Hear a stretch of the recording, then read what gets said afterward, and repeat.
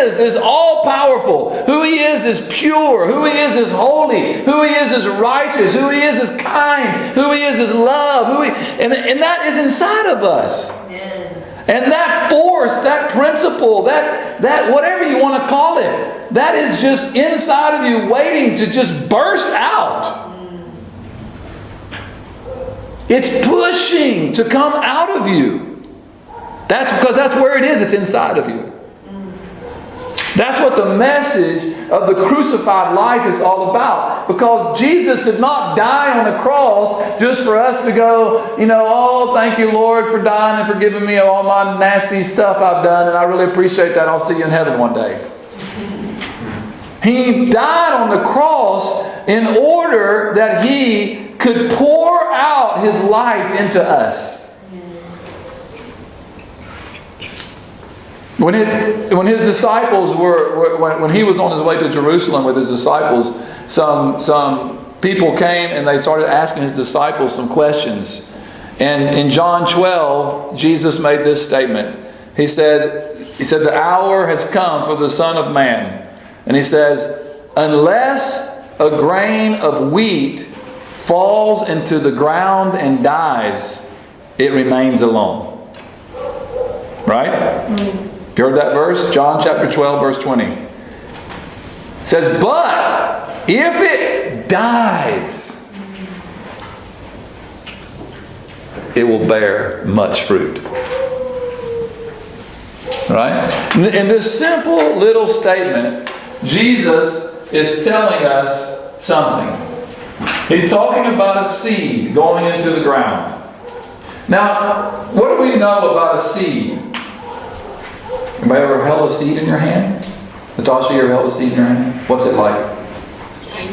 Tiny. First of all, it's small. It's small in comparison to what it's going to be, right? Okay, what else? Doesn't do anything. It doesn't do anything. It just sits there. What else? What are the qualities of a seed? Come on. There's like a shell on most seeds. Okay, it's a shell. Okay, we'll call that like a hard outer. Yeah. Right? Okay. So you take any seed and it's hard. Why is it hard? Protection. Protection. What's it protecting? We're getting somewhere this morning.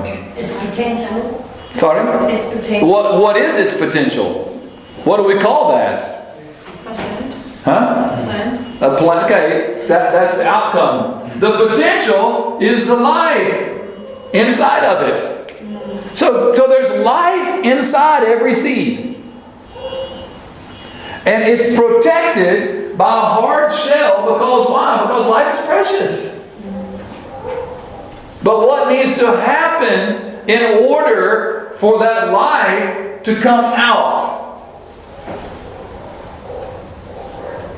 You gotta water it. You got to give it some water. You got to put it in some dirt, get it dirty. You got to give it some heat.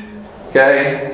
What happens when you put all these dynamics together? When you put it under the ground and you give it some water and you give it some sunlight and you give it some heat, what happens? Come on, you guys are good scientists. You should know this. Biologists. Okay, everybody wants to get you're getting too far ahead of yourself. Of course it grows, but what happens before it grows? It dies. What dies? Does this die? No. What dies? The shell. This shell has to begin to decay. Why? Because the life is pushing to get out. It's like, I want out of here. I'm feeling some water. I'm feeling some sun. I want to become a plant. But I keep hitting this shell. And so the water and the dirt and the minerals and all this heat, it starts breaking down this outer hard shell. And it experiences death. It dies.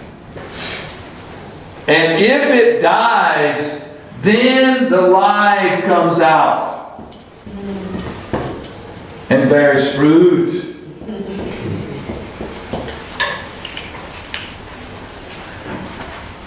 I heard it this way.